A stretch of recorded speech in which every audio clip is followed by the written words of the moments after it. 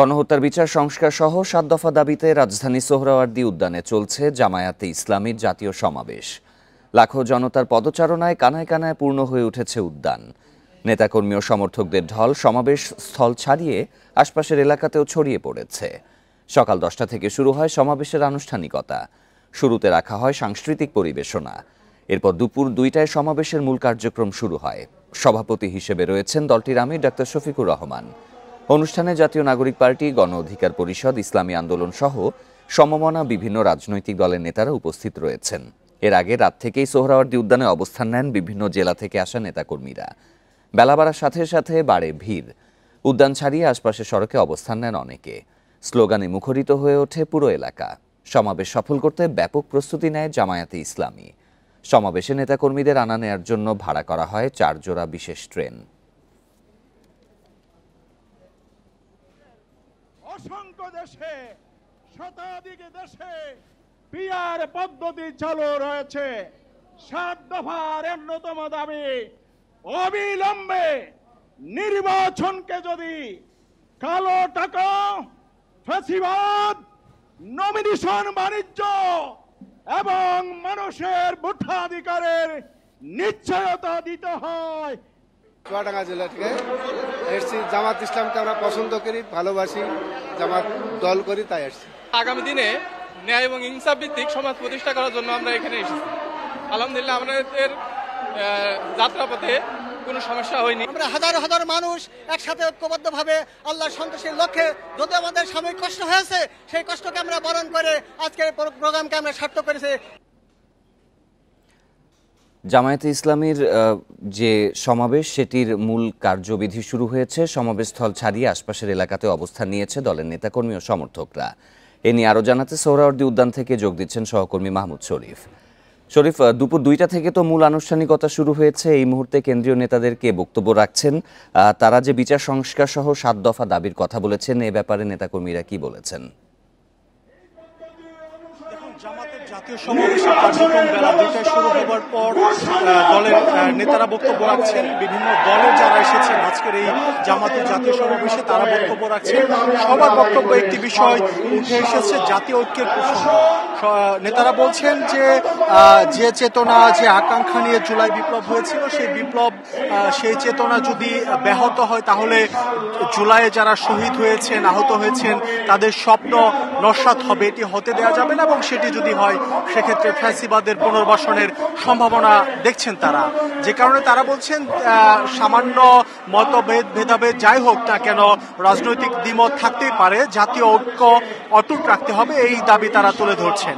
এখানে জামাতের আজকের যে জাতীয় সমাবেশ, এই সমাবেশে বিএনপিকে আমন্ত্রণ জানানো হয়েছে। বিএনপি সহ এনসিপি সহ বিভিন্ন রাজনৈতিক দলের নেতাদের আমন্ত্রণ জানানো হলেও এখন পর্যন্ত বিএনপির কাউকে এই সমাবেশে দেখা যায়নি। যদিও জামাতের পক্ষ থেকে বলা হয়েছে বিএনপির পক্ষ থেকেও প্রতিনিধি দল আজকের এই জাতীয় সমাবেশে অংশ নেবে। এরই মধ্যে এখানে এনসিপির মুখ্য সংগঠক সাজিদ আলম, এনসিপি নেতা আক্তার সহ আরো বেশ কয়েকজন এরই মধ্যে এখানে উপস্থিত হয়েছেন। তারা এখানে বক্তব্য রাখবেন।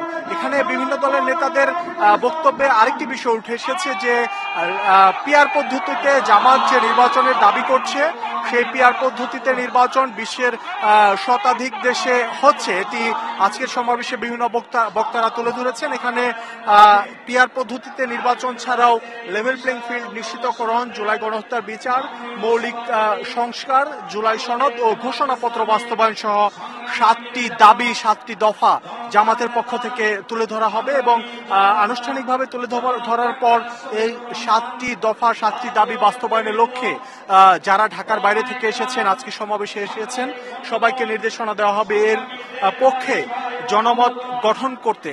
এবং জনমত গঠন করার পরে জামাতের বক্তব্য হচ্ছে যৌক্তিক দাবি আদায় করার পরেই তারা ভোটে যাবে এবং ভোটের জন্য তাদের যে প্রস্তুতি, সেই প্রাথমিক প্রস্তুতি কিন্তু এর মধ্যে শুরু হয়ে গেছে। কারণ আমরা জানি জামাত আজ এরই মধ্যে প্রায় 300 আসনেই তাদের প্রার্থী প্রাথমিকভাবে কে হবে তাকে জানিয়ে দেওয়া হয়েছে এবং তাকে নির্বাচনের প্রাথমিক প্রস্তুতি নিতেও নির্দেশ দেওয়া হয়েছে। সেই হিসেবে আজকের এই সমাবেশে নেতাকর্মীদের মধ্যে অনেকটা উৎসবের আমেজ বিরাজ করছে।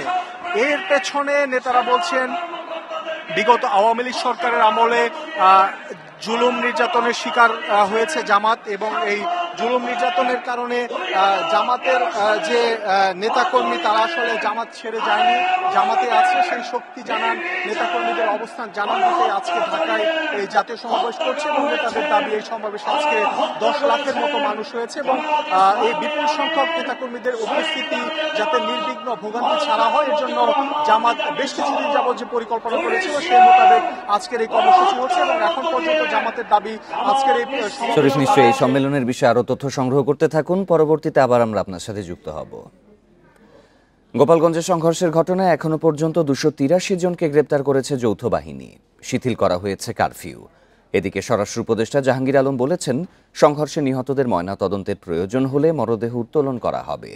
দুপুরে রাজধানী শাহজালাল বিমানবন্দরে সাংবাদিকদের কাছে কথা বলেন তিনি। 16 July long march to Gopalganj কর্মসূচি পালন করে এনসিপি। এই কর্মসূচি ঘিরে দফায় দফায় হামলা চালায় আওয়ামী লীগ সমর্থকরা। এই সংঘর্ষে নিহত হয় 5 জন, তাদের দাফন ও সৎকার করা হয় ময়নাতদন্ত ছাড়াই। এ নিয়ে তৈরি হয় সমালোচনা। এমন পরিস্থিতিতে স্বরাষ্ট্র উপদেষ্টা বলেন, প্রয়োজন হলে কবর থেকে মরদেহ উত্তোলন করা হবে। ঢাকার যেটা আছে এটা তো ময়নাতদন্ত হচ্ছে, আর কয়েকটা যে দেখছেন যে ডেড বডি তারা নিজেরই চলে গেছে, তো ময়নাতদন্ত কিভাবে হবে? ওইগুলির যদি দরকার হয় আবার ময়নাতদন্ত হবে। ডেড বডি তো ইচ্ছের থেকে যদি প্রয়োজন হলে উত্তোলন করে তো ময়নাতদন্ত করা হবে। এদিকে গোপালগঞ্জে সংঘর্ষের ঘটনায় গ্রেপ্তার করা হয়েছে 251 জনকে। কারফিউ শিথিল করায় স্বস্তি জানিয়েছেন স্থানীয়রা। আমি একজন ব্যবসায়ী, খোলাখোলা ব্যবসা করি, কিন্তু আমার প্রতিষ্ঠানে 1 সপ্তাহ 3-4 দিন বন্ধ, আমি কিভাবে চলবো? জনজীবন আসলে অতিষ্ঠ হচ্ছে, খেটে খামাসে খুব সমস্যা হচ্ছে, রাস্তাঘাটে চলাফেরা করতে পারতেছে না। এটা থেকে যেন এদের সাধারণ মানুষের নিষ্কৃতি দেয়। গোপালগঞ্জে সংঘর্ষ ও নিহতের ঘটনায় বিচার বিভাগীয় তদন্ত চেয়েছে মানবাধিকার সংস্থা HRFB। আল আমিন হোসেন, ইন্ডিপেন্ডেন্ট নিউজ, ঢাকা। রংপুরে একটি এলপি গ্যাস স্টেশনের গ্যাস রিজার্ভার ট্যাঙ্ক মেরামতের সময় বিস্ফোরণের ঘটনা ঘটেছে। এতে এক প্রকৌশলী নিহত হন, আহত হন অন্তত 20 জন। এ সময় আগুনে পুড়ে গেছে অন্তত 20টি যানবাহন। দুপুর 12টার দিকে মহানগরীর সিও বাজার এলাকায় এই দুর্ঘটনা ঘটে। স্থানীয়রা জানায়, 1 সপ্তাহ আগে লিকেজ ধরা পড়ায় বন্ধ ছিল গ্যাস সরবরাহ। আজ মেরামতের সময় হঠাৎ বিকট শব্দে কেঁপে ওঠে এলাকা। বিস্ফোরণের তীব্রতায় গ্যাস স্টেশনের কাউন্টার, সেখানে দাঁড়িয়ে থাকা 13টি মাইক্রোবাস ও অ্যাম্বুলেন্স পুড়ে যায়। এ সময় বিস্ফোরণের প্রধান সড়কে একটি যাত্রীবাহী বাসও ক্ষতিগ্রস্ত হয়। পরে ফায়ার সার্ভিসের 4টি ইউনিট এসে অগ্নি নির্বাপন ও উদ্ধার অভিযান শুরু করে। হতাহতদের হাসপাতালে নেয়ার পর মারা যান প্রকৌশলী সেলিম রেজা। দুর্ঘটনার পর পুরো এলাকা ঘিরে ফেলে আইন শৃঙ্খলা বাহিনী, জোরদার করা হয় নিরাপত্তা।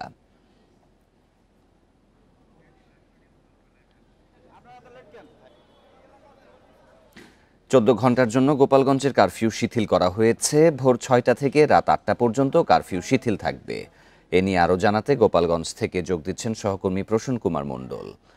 প্রসূন, এই কারফিউ শিথিলে জনজীবন কি পুরোপুরি স্বাভাবিক অবস্থায় ফেরত গিয়েছে?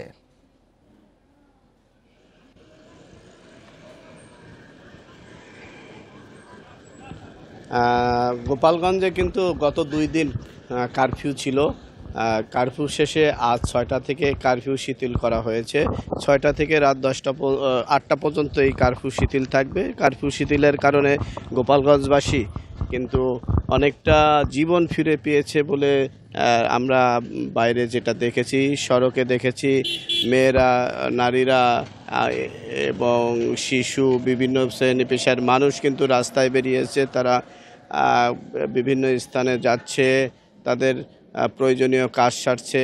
তো গোপালগঞ্জের সড়কে, বাজারে এবং বিভিন্ন দোকানও খুলেছে। রেস্টুরেন্টগুলি বন্ধ ছিল, সেগুলিও খুলেছে। ওষুধের দোকান খুলেছে, মিষ্টির দোকান খুলেছে।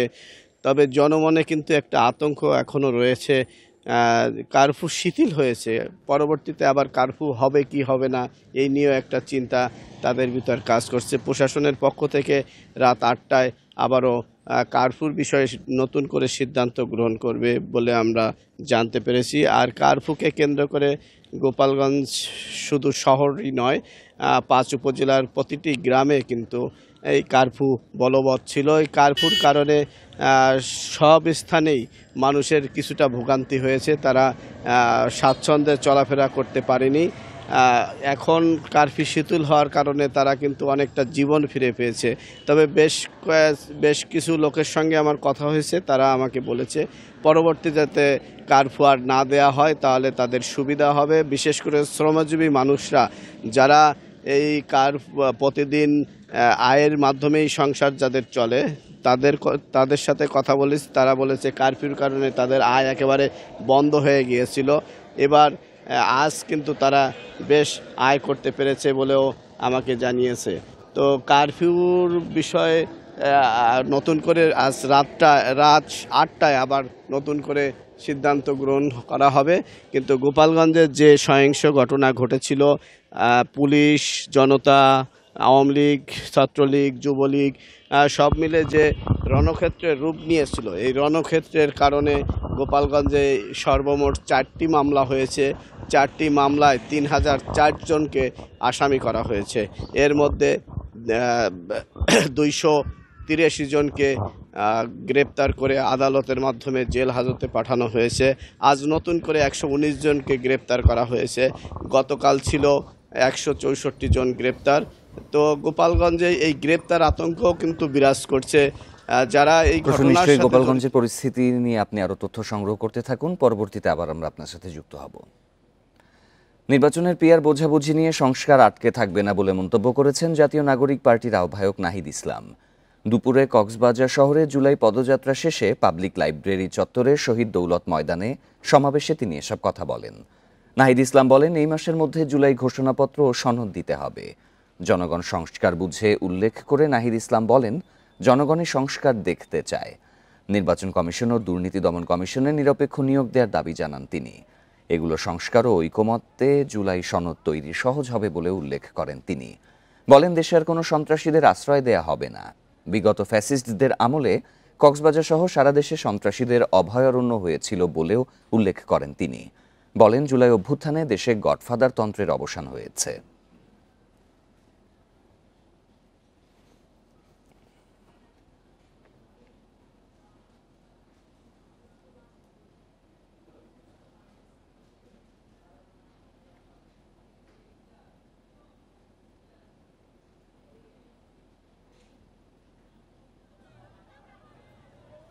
আমরা বলেছি জুলাই মাসের মধ্যে জুলাই ঘোষণাপত্র এবং জুলাই সনদ হতে হবে।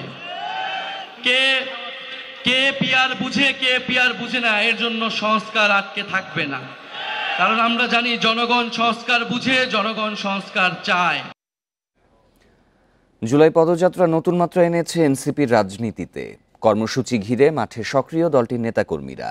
সামনে আসছেন আগামী নির্বাচনের সম্ভাব্য প্রার্থীরাও। পদযাত্রা সামনে রেখে চট্টগ্রামে চলছে নতুন হিসাব নিকাশ। জুলাই পদযাত্রা ঘিরে উজ্জীবিত এনসিপির নেতাকর্মীরা। কর্মসূচি অনুযায়ী কয়েকদিনের মধ্যে চট্টগ্রামে এনসিপির সমাবেশ। এতে আগামী নির্বাচনে দলটির সম্ভাব্য প্রার্থীদেরও সামনে আনবে দলটি। সম্ভাব্য অনেক প্রার্থী স্থানীয় পর্যায়ে জনসংযোগ বাড়িয়েছেন এরই মধ্যে। এনসিপি নেতারা বলছেন, জুলাই আন্দোলনের নেতৃত্ব থেকে গড়ে ওঠা দলটিকে ঘিরে সাধারণ মানুষের মধ্যে আগ্রহ রয়েছে। এখন জনগণের আরও কাছে পৌঁছাতে চান তারা। এই পুরনো যে রাজনৈতিক দলগুলো আছে সেখান থেকে তারা রেহাই পেতে চায়। তো আমাদের আত্মবিশ্বাস, মানুষ আমাদেরকে যেভাবে সাড়া দিচ্ছে, তারও এই পরিপ্রেক্ষিতে যদি আমরা বলি যে আমাদের আত্মবিশ্বাস চট্টগ্রামের যে 16টা আসন আছে তার মধ্যে কমপক্ষে 10 থেকে 12টি আসন জাতীয় নাগরিক পার্টি নিশ্চিতভাবে বিজয় লাভ করবে। পথসভাগুলোতে অনেক মানুষের, আমরা বিভিন্ন পেশা শ্রেণীর মানুষকে আমরা দেখতে পাচ্ছি, তরুণদের পাশাপাশিও। তো সুতরাং আমরা আশা করছি যে এই পদযাত্রাটা যখন 64 জেলায় পদযাত্রা শেষ হবে, তখন আমরা এই তরুণের পাশাপাশি আরও সাধারণ যে জনগণ, তাদেরকেও আমরা আমাদের এই দলে তাদের সাপোর্টগুলো পাবো। নতুন ভোটারদের এনসিপির প্রধান শক্তি মনে করা হচ্ছে। তবে ভোটে সাফল্য পেতে সংগঠন গুছিয়ে আনা জরুরি। চট্টগ্রামের এই 15-16টা আসনের মধ্যে এখনও তো কোনো দল প্রার্থী ঘোষণা করেনি। হ্যাঁ, এমনি ব্যক্তিগত পর্যায়ে বা সামাজিক পর্যায়ে দীর্ঘ জনসংযোগ করছে। জনসংযোগ করা হলে আর যদি জনগণ তাদেরকে গ্রহণ করে, তাহলে এটা খুব আশ্চর্যের বিষয় হবে না যে অনেক নতুন নেতৃত্ব এই সামনে নির্বাচন যদি হয় উঠে আসতে পারে। আগের নির্বাচনগুলোতে চট্টগ্রামের 16 আসনে বড় দলগুলোর দাপট দেখা গেলেও এবার পরিবর্তিত প্রেক্ষাপটে চলছে নতুন হিসাব নিকাশ। আলমগীর সবুজ, ইন্ডিপেন্ডেন্ট নিউজ, চট্টগ্রাম। বৈষম্য বিরোধী আন্দোলনের শহীদ রেদওয়ান হাসান সাগরকে শ্রদ্ধা ভালোবাসায় স্মরণ করেছে ময়মনসিংহবাসী। সকালে নগরীর সিকে ঘোষ রোড মহিলা কলেজের সামনে শহীদ সাগর চত্বরে প্রথমে ফুল দিয়ে শ্রদ্ধা জানান অতিরিক্ত বিভাগীয় কমিশনার তাহমিনা আক্তার। পরে প্রশাসন ও বৈষম্য বিরোধী ছাত্র আন্দোলন সহ বিভিন্ন শ্রেণী পেশার মানুষ শ্রদ্ধা নিবেদন করেন। এ সময় সাগর সহ গণ অভ্যুত্থানের শহীদ সবার বিচার দ্রুত শেষ করার দাবি জানানো হয়। এর আগে শুক্রবার রাত 12:01 মহানগর বিএনপি ও ছাত্রদলের পক্ষ থেকে শহীদ সাগর চত্বরে মোমবাতি প্রজ্বালন ও দোয়া করা হয়।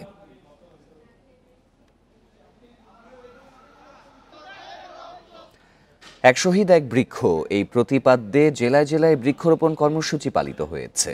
জুলাই গণ অভ্যুত্থানের শহীদদের স্মরণে এই কর্মসূচি বাস্তবায়ন করে স্থানীয় প্রশাসন ও বন বিভাগ। নাটোরে বেলা 11টার দিকে জেলা প্রশাসক ও বন বিভাগের আয়োজনে জেলা স্টেডিয়ামে পাশে 8 জন শহীদের স্মরণে বৃক্ষরোপণ করা হয়। সাতক্ষীরা শহরের কাটিয়ায় জুলাই স্মৃতি স্তম্ভের কাছে 4টি গাছ লাগানো হয়। এ সময় প্রশাসনের কর্মকর্তারা ছাড়াও বৈষম্য বিরোধী ছাত্র আন্দোলনের নেতাকর্মীরা উপস্থিত ছিলেন। হবিগঞ্জে জেলা প্রশাসকের কার্যালয়ের নিমতলায় 18 শহীদের স্মরণে 18টি গাছ লাগানো হয়। দিনাজপুরে 9 শহীদের স্মরণে 9টি বৃক্ষরোপণ করা ছাড়াও জেলার 13 উপজেলায় 8 লক্ষ চারা রোপণের উদ্যোগ নেওয়া হয়েছে বলে জানান জেলা প্রশাসক। এছাড়া লক্ষ্মীপুর, নওগাঁ, মাগুরা সহ বিভিন্ন জেলায় একযোগে বৃক্ষরোপণ কর্মসূচি পালিত হয়। গণঅভ্যুত্থানের বর্ষপূর্তিতে 24-এর রঙে গ্রাফিতি আঁকার প্রতিযোগিতায় অংশ নিয়েছেন মাগুরার বিভিন্ন শিক্ষা প্রতিষ্ঠানের শিক্ষার্থীরা। জেলার বিভিন্ন দেয়ালে জুলাই আন্দোলনের ছবি আঁকছেন তারা। সকালে মাগুরা জেলা প্রশাসক ওহিদুল ইসলাম এই চিত্রাঙ্কন প্রতিযোগিতার উদ্বোধন করেন। পরে শহরের নোমানী ময়দান সংলগ্ন পানি উন্নয়ন বোর্ড, জেলা ফায়ার সার্ভিস সহ বিভিন্ন প্রতিষ্ঠানের দেয়ালে অভ্যুত্থানের নানা ছবি আঁকেন তারা। এছাড়া বিভিন্ন উপজেলাতেও চলছে গ্রাফিতি আঁকার প্রতিযোগিতা। জেলা থেকে বিজয়ীরা অংশ নেবেন বিভাগীয় পর্যায়ে।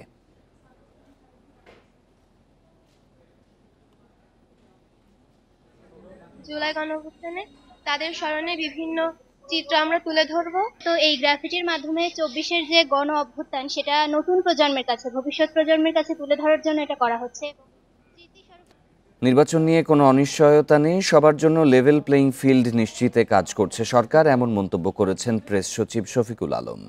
সকালে কুমিল্লা বার্ডের ময়নামতি অডিটোরিয়ামে কুমিল্লা বিশ্ববিদ্যালয়ে আয়োজিত এক অনুষ্ঠানে অংশগ্রহণ শেষে সাংবাদিকদের প্রশ্নের জবাবে তিনি বলেন, প্রধান উপদেষ্টা যে সময় বলেছেন সেই সময়ই নির্বাচন হবে। নির্বাচনের জন্য যে পরিবেশ সেটা ঠিক করা হবে এবং সবার জন্য লেভেল প্লেইং ফিল্ড থাকবে। অতীতের যে কোনো নির্বাচনের তুলনায় ভালো নির্বাচন হবে। রাজনৈতিক দলগুলোর সহযোগিতায় শীঘ্রই জুলাই সনদ ঘোষণা করা হবে বলেও আশা প্রকাশ করেন তিনি। সুন্দর পরিবেশে পিসফুল একটা নির্বাচন হবে এবং বাংলাদেশের ইতিহাসে one of the best election হবে। প্রফেসর ইউনূস এটা বারবার বলছেন, আমরা আবারও বলি নির্বাচন নিয়ে কোনো ধরনের কোনো অনিশ্চয়তা নাই। নির্বাচন ভালো হবে, নির্বাচনের জন্য যে পরিবেশ সেটা ঠিক করা হবে এবং লেভেল প্লেইং ফিল্ড থাকবে। মুক্তিযুদ্ধের চেতনাকে ক্রমাগত অস্বীকার করতে থাকলে আবারও ফ্যাসিস্ট হাসিনার পুনর্বাসনের সুযোগ তৈরি হবে, এমন মন্তব্য করেছেন রাষ্ট্রচিন্তক ফরহাদ মজহার। দুপুরে চট্টগ্রাম প্রেস ক্লাবে সাংবাদিকদের সাথে মতবিনিময়ের সময় ফরহাদ মজহার বলেন, বাংলাদেশ গঠনের চেতনার সাথে জামায়াতে ইসলামীর ভূমিকা সাংঘর্ষিক। এ সময় ডেমোক্রেটিক ইসলামিক আইডিয়াল নাম থেকে আবারও জামায়াতে ইসলামী ফেরত যাওয়া প্রসঙ্গ টেনে তিনি বলেন, গণ অভ্যুত্থান পরবর্তী বাংলাদেশ তাদের নাম পরিবর্তনের জন্য ভালো সময়। এ সময় ফরহাদ মজহার বলেন, অভ্যুত্থানের পর সংবিধান নয়, নতুন গঠনতন্ত্র প্রণয়ন করাই প্রধান কাজ। যারা এর বিরোধিতা করছে তারা পুরনো ফ্যাসিস্ট রাষ্ট্রকে টিকিয়ে রাখতে চায়। মতবিনিময় সভায় প্রেস ক্লাবের সদস্যসহ বিভিন্ন গণমাধ্যমের কর্মীরা উপস্থিত ছিলেন।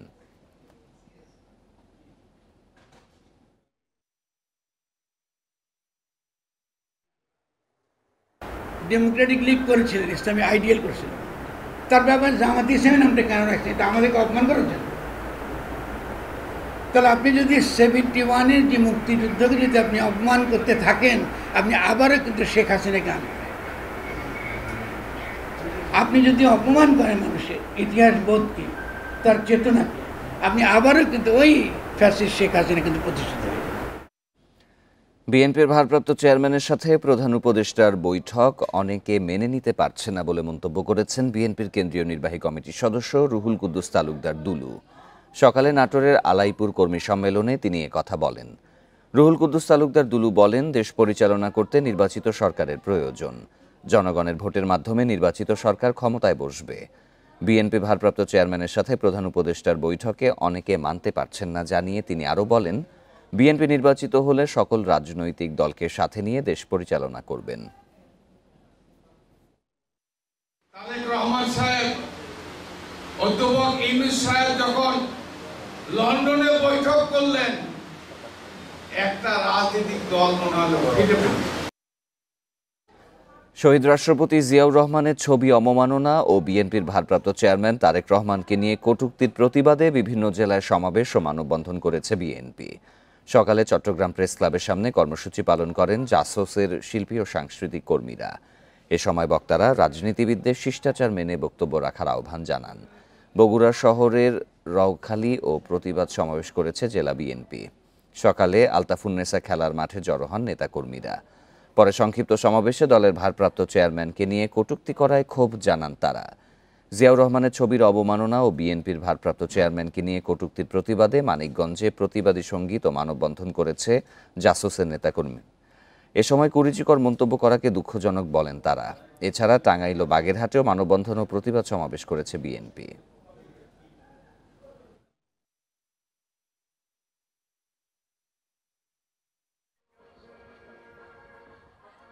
আমরা ধৈর্য ধরছি, আপনারা এটা মনে করেন না ভদ্রতা মানে দুর্বলতা মনে করার কোনো সুযোগ নেই। তারেক রহমানের নামে যারা কটূক্তি করছেন, অশালীন মন্তব্য রাখছেন, তাদের আমরা হুঁশিয়ার করে দিতে চাই। সাতক্ষীরায় এক সপ্তাহে টানা বৃষ্টিতে 1000-এরও বেশি মাছের ঘের ভেসে গেছে। ব্যাপক লোকসানের শঙ্কায় মাথায় হাত চাষিদের। পানি নিষ্কাশনের ব্যবস্থা না থাকায় এই অবস্থা তৈরি হয়েছে বলে অভিযোগ তাদের। এক সপ্তাহের টানা বৃষ্টিতে তলিয়ে গেছে সাতক্ষীরার 7 উপজেলার নিচু এলাকা, ভেসে গেছে বহু মাছের ঘের। চাষিরা জানিয়েছেন, জেলায় ছোট বড় মিলিয়ে মাছের ঘের আছে 61,000। বাগদা, গলদা সহ বিভিন্ন মাছের উৎপাদনও বেশ ভালো। 1000-এর বেশি মাছের ঘের ভেসে যাওয়ায় ক্ষতির পরিমাণ 50 কোটি টাকার বেশি বলছেন তারা। পানি টানি সরাতে পারি না, এর কারণে আমাদের ঋণগ্রস্ত হয়ে গেছি, আমরা খুব অসহায়ের ভিতরে পড়েছি। আমাদের এই একটাই হলো পেটের ভাত জোগায় এই মাছে। এই সাতক্ষীরা জেলায় সোনার ফসল হলো মাছ। এই মাছ যদি না থাকে তাহলে আমরা কি বাঁচবো। আমার 40-50 বিঘি জমির ঘের, অন্তত 10-15 লাখ টাকা ক্ষতিগ্রস্ত। আমরা এই বর্ষার ইয়েতে তোলাই গেছে সবকিছু। তবে কি পরিমাণ মাছের ঘের ভেসে গেছে তা এখনও নিশ্চিত করতে পারেনি মৎস্য বিভাগ। বিষয়টি খতিয়ে দেখার কথা জানিয়েছেন কর্মকর্তারা। আমরা ওভার ফোনে আমাদের চাষিদের সাথে আমাদের অফিসাররা যোগাযোগ করছে। এইভাবে আমরা আমাদের কার্যক্রমকে অব্যাহত রেখেছি এবং যদি ক্ষয়ক্ষতির কোনো বড় ক্ষতি হয় সেটা নিরূপণ করে আমরা যথাযথ কর্তৃপক্ষের সরবরাহ করব।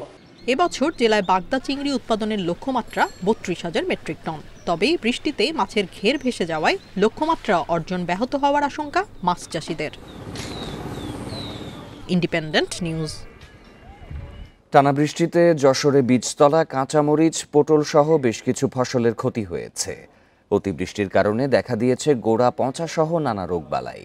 পরিস্থিতি উত্তরণে অতিরিক্ত কীটনাশক ব্যবহার করেও সুফল পাচ্ছেন না চাষিরা। চলতি মাসে কখনো থেমে থেমে আবার কখনো টানা বৃষ্টিতে যশোরে ক্ষতির মুখে পড়েছে বিভিন্ন ফসল। কৃষি বিভাগের তথ্য বলছে, বৃষ্টিতে 1254 হেক্টর রোপা আউশ, 590 হেক্টর আমনের বীজতলা, 681 হেক্টর সবজি, 625 হেক্টর পাট সহ 3191 হেক্টর ফসলের ক্ষতি হয়েছে। এতে বিপাকে পড়েছেন চাষিরা। তারা বলছেন, অতিবৃষ্টি ও জলাবদ্ধতায় সবজিতে রোগবালাই দেখা দিয়েছে। টানা 4-5 দিন বর্ষায় আমাদের ব্যাপক ক্ষয়ক্ষতি হয়েছে। ধান আমরা কিভাবে লাগাবো কোনো পরিস্থিতি আমরা খুঁজে পাচ্ছি না। বীজটা সব নষ্ট হয়ে গেছে। মনে করেন এখন বীজ কিনতে গেলে আছে 2-4 হাজার টাকা লাগবে। শাক সবজি, তারপরে ধানের বীজ রোপণ, এগুলো সব একাধার অনাগত বৃষ্টিতে তলিয়ে গেছে।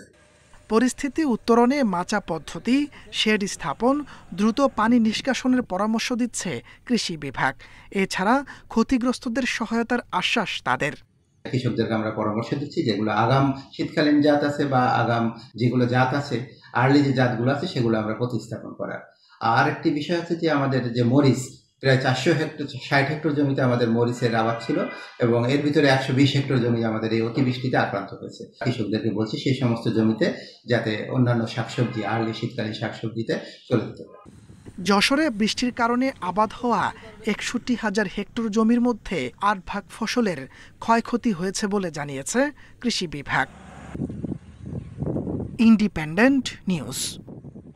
পরিবেশ রক্ষায় এক প্রজন্মের চেষ্টায় কাজ হবে না, কয়েক প্রজন্মকে কাজ করতে হবে বলে মন্তব্য করেছেন বন ও পরিবেশ উপদেষ্টা সৈয়দ রিজওয়ানা হাসান। সকালে রাজধানীর পরিবেশ অধিদপ্তরে পরিবেশ দিবস উপলক্ষে পুরস্কার বিতরণী অনুষ্ঠানে একথা বলেন তিনি। উপদেষ্টা আরও বলেন, সরকার সবকিছু করে দেবে এমন মানসিকতা থেকে বেরিয়ে আসতে হবে। নিজেদের উদ্যোগেই পলিথিন ব্যাগ ব্যবহার ছেড়ে দিতে হবে। সেই সাথে পরিবেশ রক্ষার জন্য সবার মাঝে সচেতনতা ছড়িয়ে দেওয়ার আহ্বান জানান রিজওয়ানা হাসান। বলেন, দেশের নাগরিকরা সচেতন হলে পরিবেশ রক্ষায় কার্যকর ব্যবস্থা নিতে বাধ্য হবে সরকার।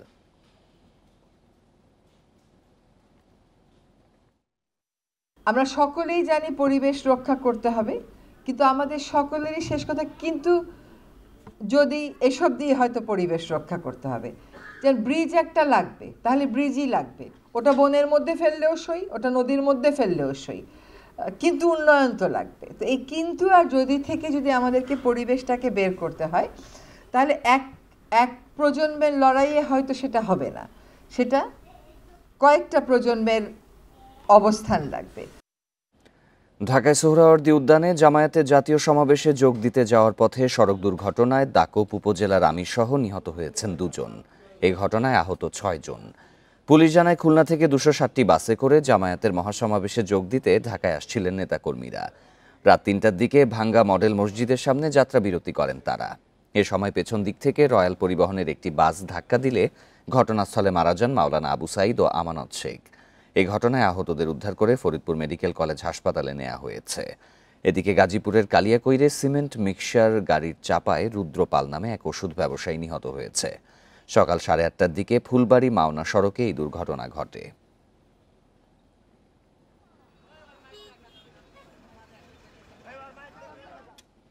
সুনামগঞ্জে ভারত থেকে অবৈধভাবে অনুপ্রবেশের সময় ভারতীয় রুপিসহ কামাল হোসেন নামে এক বাংলাদেশিকে আটক করেছে বিজিবি। সকালে তাহিরপুর লাউরগড় সীমান্ত এলাকা থেকে তাকে আটক করা হয়। বিজিবি জানায়, সকাল 8টার দিকে 28 বিজিবির বিওপি টহল দল অভিযান পরিচালনাকালে বাংলাদেশে অনুপ্রবেশের সময় কামাল হোসেনকে আটক করে। এ সময় তার কাছ থেকে 20,000 ভারতীয় রুপি জব্দ করা হয়। আটকের পর তাকে তাহিরপুর থানায় সোপর্দ করা হয়েছে। আটককৃত ব্যক্তি চোরা কারবারের সাথে সম্পৃক্ত বলে জানিয়েছে বিজিবি।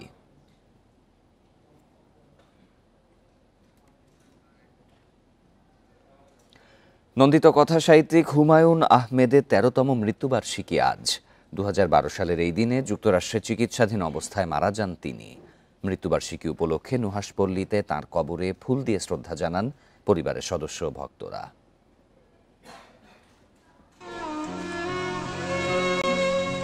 বাংলা সাহিত্যের এক অনন্য প্রাণপুরুষ হুমায়ুন আহমেদ প্রয়াণ দিবসে প্রিয় লেখককে শ্রদ্ধা জানাতে গাজীপুরের পিরুজালির নুহাশপল্লীতে ভিড় করেন ভক্তরা। শনিবার সকালে 2 পুত্র নিনিত ও নিশাদ হুমায়ুনকে সঙ্গে নিয়ে কবর জিয়ারত করেন লেখকের স্ত্রী মেহের আফরোজ শাওন। এ সময় তার আত্মার শান্তি কামনায় মোনাজাত করেন তারা। শ্রদ্ধা নিবেদন শেষে লেখকের স্বপ্ন এগিয়ে নিয়ে যাওয়ার প্রত্যয় জানান তার স্ত্রী শাওন। তিনি জানান, হুমায়ুন আহমেদের লেখা উপন্যাস বিভিন্ন ভাষায় অনুবাদ হচ্ছে।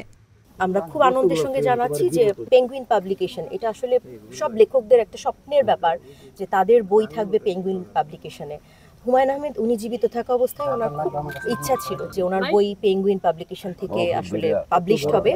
সেটা আমরা সম্প্রতি এটা পেঙ্গুইনের সাথে আমাদের আসলে চুক্তি স্বাক্ষরিত হয়েছে। ভক্তদের কাছে গল্পকার, পরিচালক, গীতিকার সব ক্ষেত্রেই হুমায়ুন আহমেদ ছিলেন অনন্য। তাই প্রিয় লেখককে শ্রদ্ধা ও ভালোবাসা জানাতে ভক্ত অনুরাগীরা বছরের এই দিনটিতে ছুটে আসেন নুহাশপল্লীতে। গতানুগতিক ধারার যে বই লেখক আছে বা সিনেমা আছে, নাটক, যেগুলো ব্যতিক্রম আমরা সবসময় পেয়েছি। একটা প্রজন্ম বা একটা শতাব্দীতে একজন করে আসে। আমি মনে করি যে হুমায়ুন আহমেদের জন্ম এবং মৃত্যুদিন জাতীয়ভাবে পালন হওয়া উচিত। 1948 সালের 13 নভেম্বর নেত্রকোনার কেন্দ্রীয় উপজেলার কুতুবপুর গ্রামে জন্মগ্রহণ করেন নন্দিত কথা সাহিত্যিক হুমায়ুন আহমেদ। 2012 সালের এই দিনে ক্যান্সারে আক্রান্ত হয়ে নিউ ইয়র্কের একটি হাসপাতালে মারা যান তিনি। Independent news. স্বাস্থ্যসম্মত খাদ্য তৈরির পাশাপাশি দৃষ্টিনন্দন পরিবেশন সহ কয়েকটি লক্ষ্য সামনে রেখে বগুড়ায় আজ শুরু হয়েছে 2 দিনব্যাপী রান্না প্রতিযোগিতা। রেস্টুরেন্ট সহ বিভিন্ন ধরনের খাদ্য ব্যবসার সাথে সম্পৃক্ত বগুড়ার অন্তত 20 জন এই প্রতিযোগিতায় অংশ নিচ্ছেন। বেসরকারি সংগঠন রূপ মহিলা উন্নয়ন সংস্থার সহযোগিতায় এই প্রতিযোগিতার আয়োজন করে রঙ্গন রাঁধুনি রান্নাঘর। এই ছিল সমগ্র বাংলাদেশে। আরও জানতে চোখ রাখুন ফেসবুক, ইউটিউব এবং এক্সে। ধন্যবাদ সবাইকে।